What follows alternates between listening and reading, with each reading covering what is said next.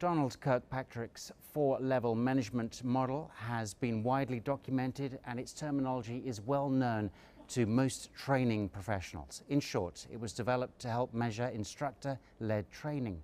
The four levels it uses include reaction, learning, behavior, and results. Today, Jim Kirkpatrick carries on his father's methodology, first published 55 years ago. He's with us this evening here on Emirates News. Many thanks for joining us this evening, Jim. My pleasure. Well, is the Kirkpatrick model as relevant today as it was, back there when it was first written in 1959? I think it's more relevant today. There is so much pressure today for companies to perform and for training to make some kind of an impact that it's not as relevant in its original form. We have had to modify quite a bit and kind of supercharge it to make sure that it is up with the challenges of today's business.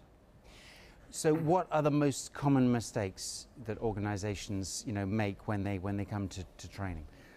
I think it's that the belief that the training event itself, if you bring people in and train them, make it look good, make them happy, it's enough to guarantee performance and results. And I think that's the biggest mistake. It really isn't.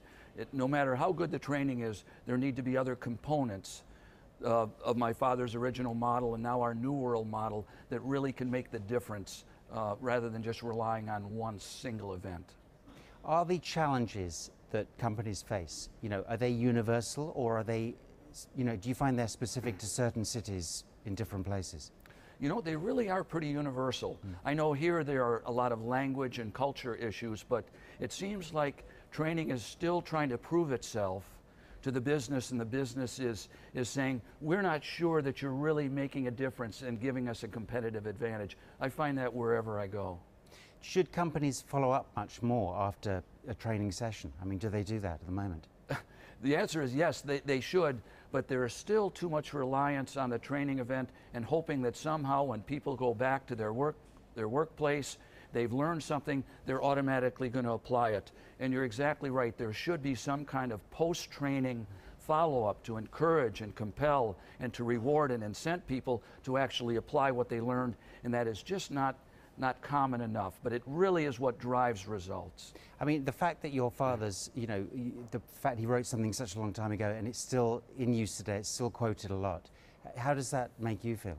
It's terrific, and he's 89 years old and he still smiles about it, knowing that it is still alive and well, and I'm really trying to carry on the legacy of his. Now, obviously here in this region, there are a lot of SMEs, a lot of entrepreneurs. How important is it for them to keep up the learning, the training, the evaluation? Well, it really is. It is super important. There's so much competition and so much drive to achieve.